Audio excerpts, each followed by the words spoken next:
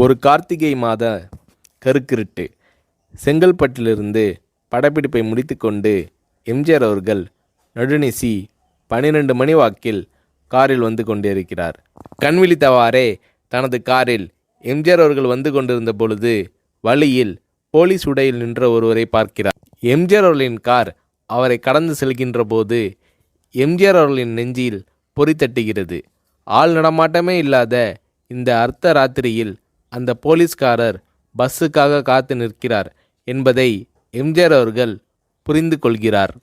உடனே தனது டிரைவரிடம் காரை நிறுத்த சொல்கிறார் எம்ஜிஆர். கார் பின்னோக்கி வருகிறது. போலீஸ்காரரின் அருகில் காரை நிறுத்தி கதவை திறந்து ஏறுங்கள், எங்கே போக வேண்டும் என்கிறார் எம்ஜிஆர். பரவாயில்லை, நான் பஸ்ஸிலே வந்து விடுகிறேன் என்கிறார் அந்த போலீஸ்காரர். நேரமாகிவிட்டது, இனி இந்த ரூட்டில் பஸ் கிடையாது, ஏறிக்கொள்ளுங்கள் என்று எம்ஜிஆர் அவர்கள் வலுக்கட்டாயம் செய்ய போலீஸ்காரர் வேண்டா வெறுப்பாக ஏறுகிறார். காரின் உள்ளே லைட் போட்டு சாப்பிட்டீங்களா என்று கேட்டுக்கொண்டே தனது சீட்டுக்கு பின்னால் இருந்த பிஸ்கெட் பழங்களை எடுத்து கொடுக்கிறார் எம்ஜிஆர்.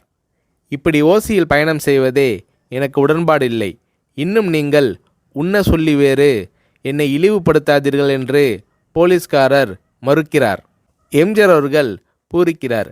இருப்பவனிலிருந்து இல்லாதவன் வரை படித்து பதவியில் இருக்கும் எத்தனையோ பேர் எனக்கு அது வேண்டும் இது வேண்டும் என்று எம்ஜிஆர் அவர்களிடம் வேண்டியதை பெற்று செல்கிறார்கள். ஆனால் சாதாரண பொறுப்பில் இருக்கும் இந்த போலீஸ்காரரின் நேர்மை எம்ஜிஆர் அவர்களை மெய்சிலிர்க்க வைத்துவிட்டது. எம்ஜிஆர் அவர்களின் கார் கத தூரத்தில் வந்து கொண்டிருந்தாலும் காரின் நிறத்தையும் ஒளியையும் மனம் கமலும் ஓடிக்கான் வாசனையையும் வைத்து இது எம்ஜிஆர் அவர்களின் கார் என்றும் கார் சென்ற தடத்தை தொட்டு வணங்குகின்ற அளவுக்கு புகழுடன் திகழ்ந்த நேரம் அது. அரை மணி நேரம் கார் சென்று கொண்டிருக்கிறது. ஆனால் அதுவரை எம்ஜிஆர் அவர்களை பற்றி பெரிதாக போற்றி புகழ்ந்து பேசாமல் அந்த போலீஸ்காரர் வந்ததே புரட்சித் தலைவர் எம்ஜிஆர் அவர்களுக்கு அந்த போலீஸ்காரர் மீது மரியாதையை கூடுதலாக்கியது. நான் தான் எம்ஜிஆர் என்கிறார் எம்ஜிஆர். கேள்விப்பட்டிருக்கிறேன் என்கிறார் அந்த போலீஸ்காரர். பொன்மனச்செம்மல் எம்ஜிஆர் அவர்களின் முகத்தில் கோபம் இல்லை, பதிலுக்கு பொன்முறுவல் மலர்கிறது. என் படங்களை பார்த்து இருக்கிறீர்களா என்று கேட்கிறார் எம்ஜிஆர். நான் சினிமாவே பார்ப்பதில்லை என்கிறார் அந்த போலீஸ்காரர். புரட்சித் தலைவர் எம்ஜிஆர் அவர்கள் இன்னும் பிரமிக்கிறார். இப்போது கார் சத்தத்தை தவிர ஒரே நிசப்தம். போலீஸ்காரர் தனது வீட்டிற்கு 1/2 கிலோமீட்டர் தூரத்திற்கு முன்பே காரை நிறுத்த சொல்லி இங்கேயே இறங்கிக் கொள்கிறேன் என்கிறார். ஏன், நீங்கள் குறிப்பிட்ட அந்த விலாசம் இன்னும் 1/2 கிலோமீட்டர் தூரம் இருக்கிறதே என்கிறார் எம்ஜிஆர். சாதாரண போலீஸ் உத்தியோகத்தில் இருக்கும் நான் காரில் வந்து இறங்கினால் என் வீட்டிற்கு அருகில் உள்ளவர்கள் என்னை தவறாக நினைத்து கொள்வார்கள். இதுவரை இப்படி நான் யார் காரிலும் ஓசியில் வந்து பழக்கமில்லை.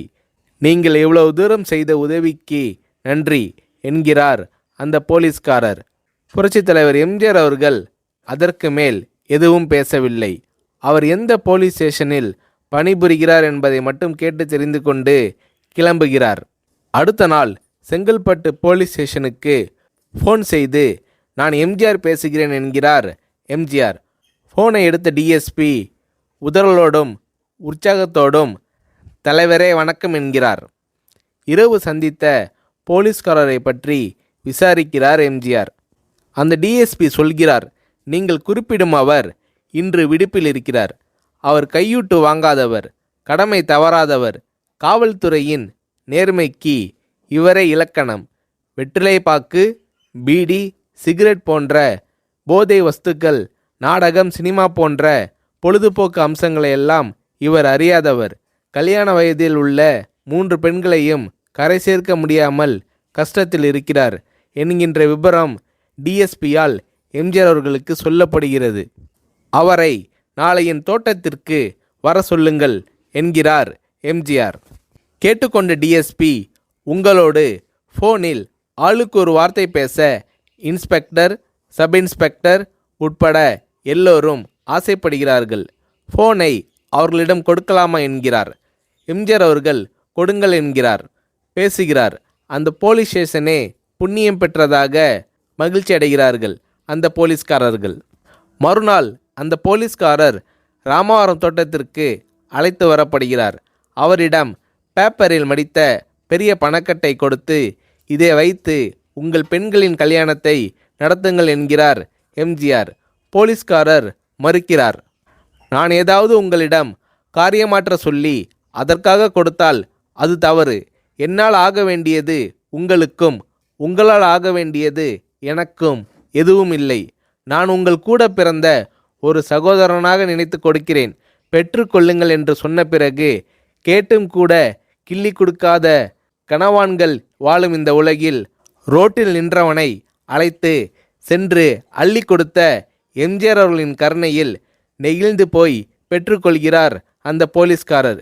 பிறகு ஒரு தேதியில் புரட்சித் தலைவர் எம்ஜிஆர் அவர்களே சென்று அந்த போலீஸ்காரரின் 3 பெண்களின் திருமணத்தையும் நடத்தி வைத்து வாழ்த்தி இருக்கிறார்.